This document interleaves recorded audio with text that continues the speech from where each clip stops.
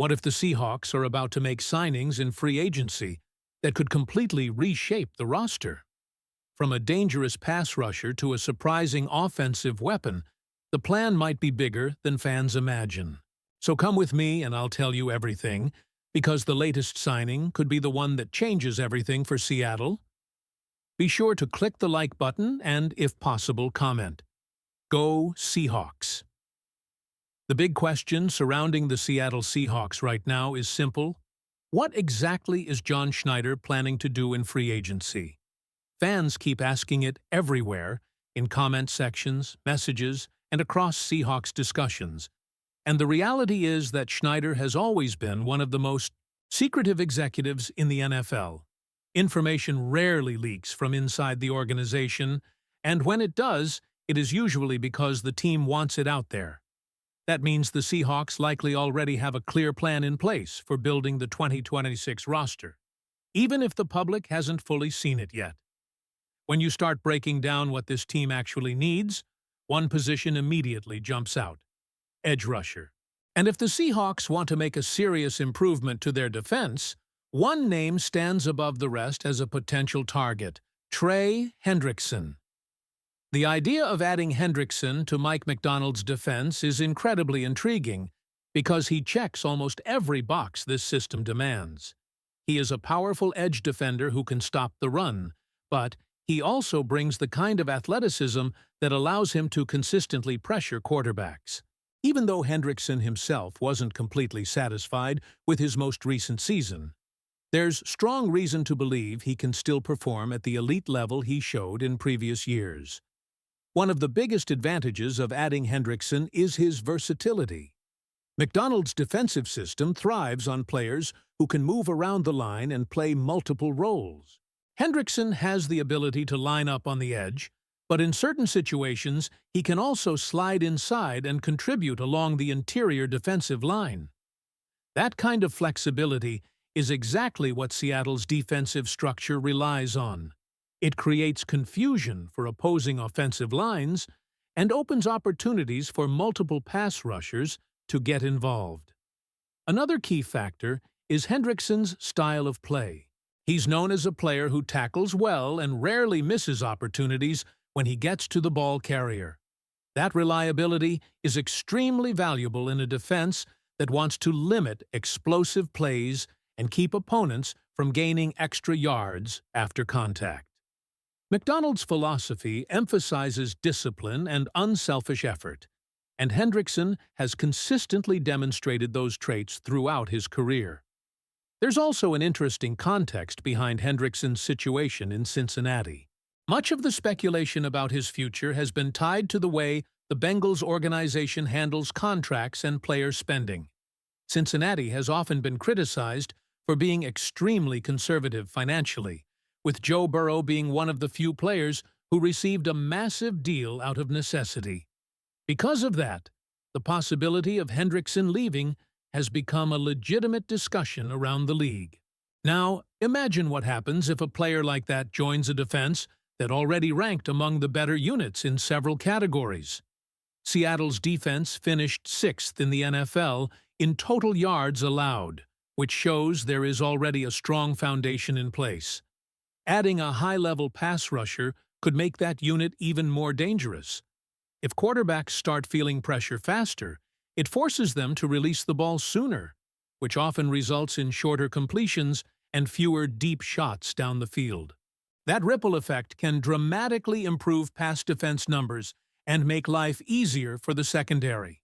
And speaking of offense, another fascinating possibility involves the running back position.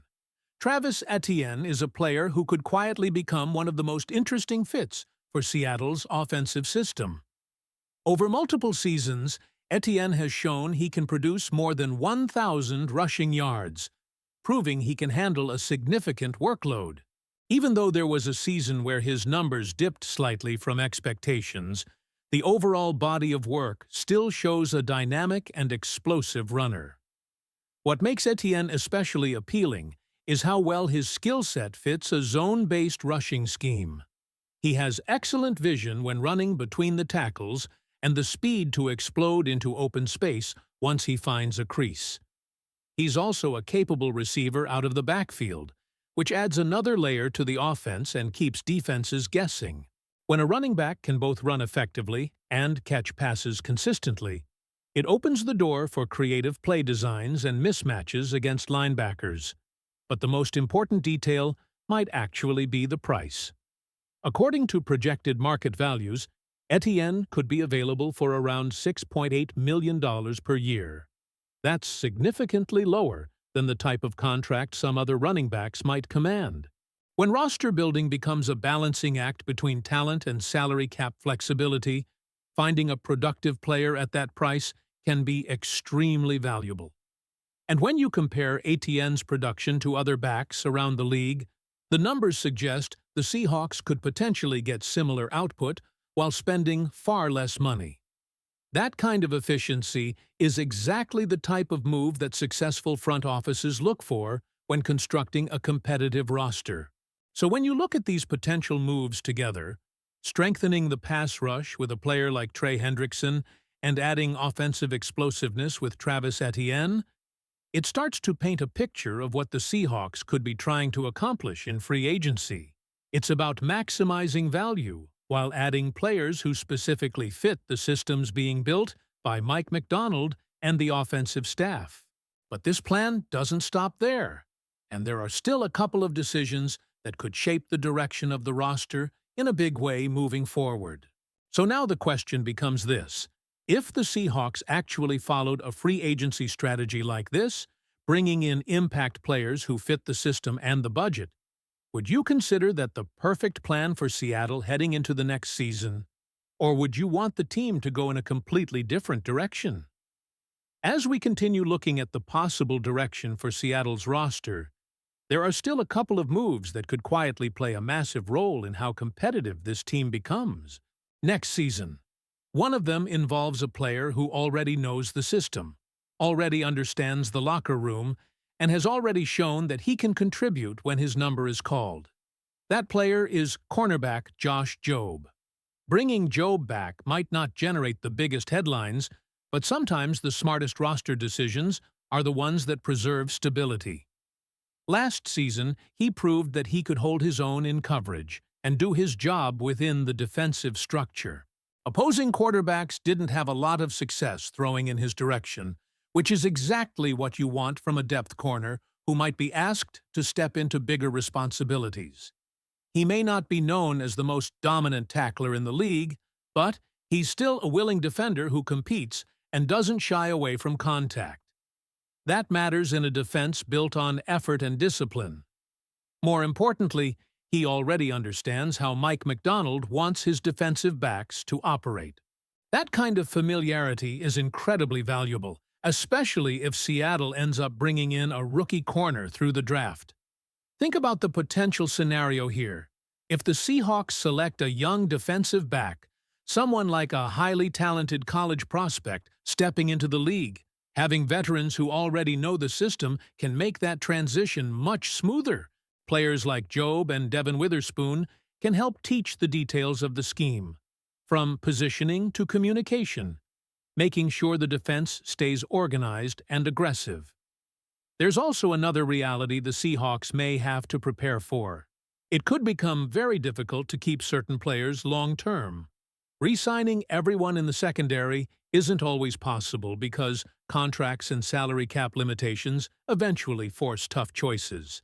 That's why retaining affordable contributors who already understand the system can be such an important part of roster construction. Now, the final name in this discussion might surprise some fans because he's the type of player people love to hate when he's on the opposing team. But if he ends up wearing Seattle colors, that attitude would change very quickly. That player is wide receiver Jauan Jennings. Jennings has built a reputation as one of the tougher receivers in the league. His statistical production might not always jump off the page, and injuries have occasionally interrupted his seasons, but his value goes beyond just yardage totals. He thrives in physical situations, especially in the red zone where contested catches become critical. What makes this potential move even more interesting is his connection to offensive coordinator Ryan Grubb's offensive philosophy. which emphasizes toughness and commitment to the run game.